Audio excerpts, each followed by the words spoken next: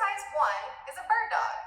Start on your knees in a tabletop position using a mat or towel for a comfortable surface. In your tabletop position, make sure that your hands are right below your shoulders and your knees are below your hips. For the bird dog, you lift opposite arm, opposite leg, and hold for a moment. Set them down right where you picked them up from and go to the other side.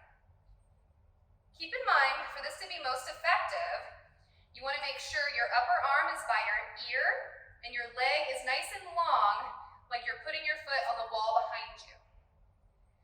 We're going to do this for about 15 repetitions per side, back and forth, taking your time to focus on your form, keeping your gaze on the mat below you so you have a nice neutral spine.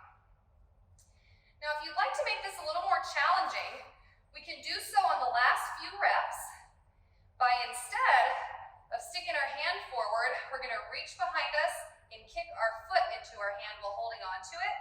Hold for a few moments, then switch. This is adding a little bit of stability and balance, as well as opening your hip, shoulder, and chest. Let's do that one more time per side. And if you don't like this, please just continue to do the traditional bird dog.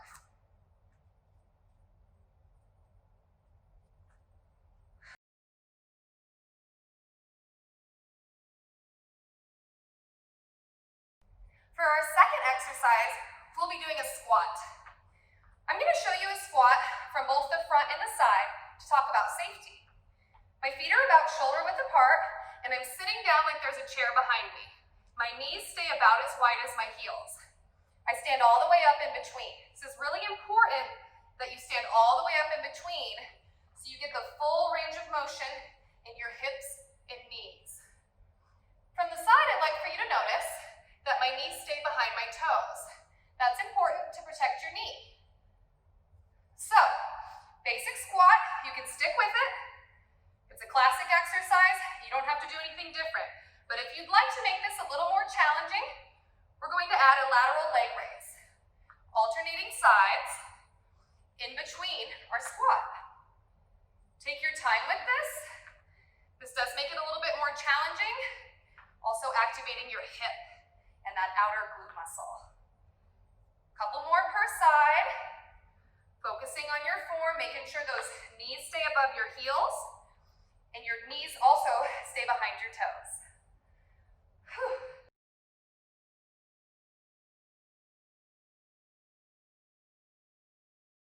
Exercise 3. I want you to come down to your mat and we're going to do a toe touch crunch. I like this move because I feel like it includes more of my torso as far as where the work is coming from and not just that traditional abdominal group kind of around your belly button that we picture as the six-pack or whatever. It's going to involve your whole torso, including your arms. So you start with your feet above your hips.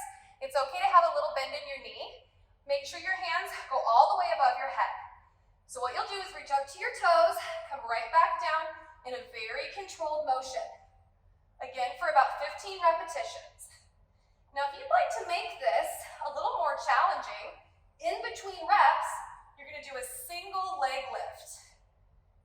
And you'll switch sides back and forth, making sure you have a lot of control here, not only in the leg lift, but also in your arm motion and the crunch. I don't want to see or feel like your body is dropping back down. Make sure it's nice and controlled. Last one here, per side, and boy am I glad, because it feels like I'm on about 1,000,001. Whew. One more to get to that 15. Ooh, that was hard. How do you feel, Panthers? Thank you for joining me for this circuit training class. For a complete workout, repeat each exercise, including both sides on the bird dog, for about 3 to 4 sets. Also, at the end of your workout, it's really important to include a cool down. That way you can get your heart rate back down and kind of get back to a resting phase before you get back to your day. Make sure that you follow us on Instagram and Twitter at GSU Recreation, and also on Facebook and YouTube at Georgia State University Recreational Services. I'll look forward to seeing all of you next semester. Classes in person and virtually begin January 25th. Virtual programs are offered Monday, Wednesday, and Friday, and in-person classes, there's quite the variety. Just remember to register for those classes ahead of time. I'm Jenny, this was Circuit Training. Have a great fall break and winter break, Panthers.